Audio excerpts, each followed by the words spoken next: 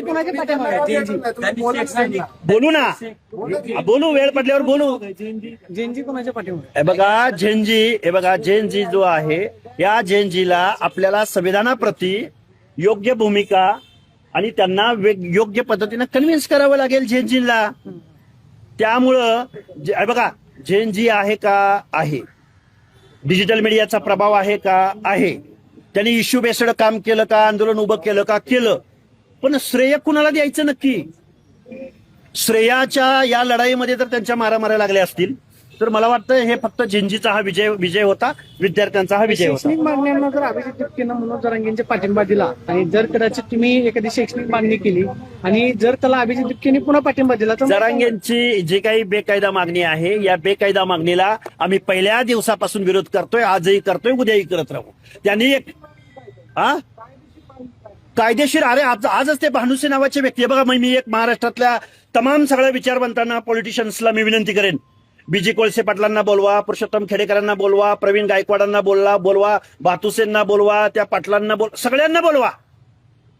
तुमची मागणी मराठा समाजाला ओबीसी मधून पाहिजे, जे जरांगे म्हणतायत ते जर ओबीसी मध्ये समाविष्ट झाले तर मूळ ओबीसीचं काय होणार?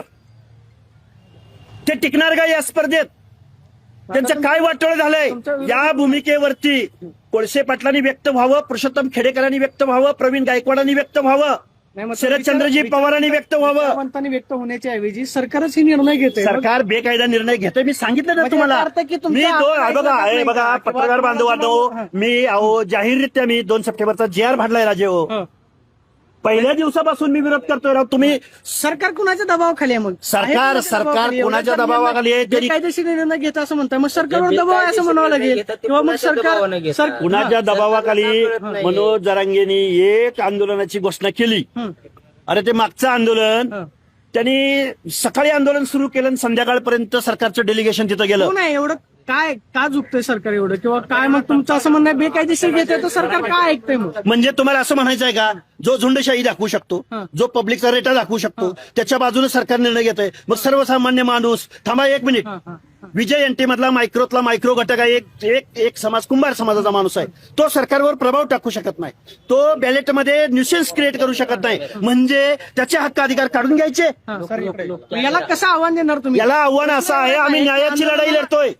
शोषित आणि वंचित जो रिझर्वेशनच्या दायऱ्यामधला एक खूप मायक्रो घटक आहे, त्याची बाजू आम्ही मानतोय ना. आमच्या बाजूने लाखोची झुंड नाही उभी राहत. आमच्या आंदोलनावरून आम्हाला कायम ट्रोल केलं जातं. अरे माणसं बघा, अरे याचं किती मतं पडली.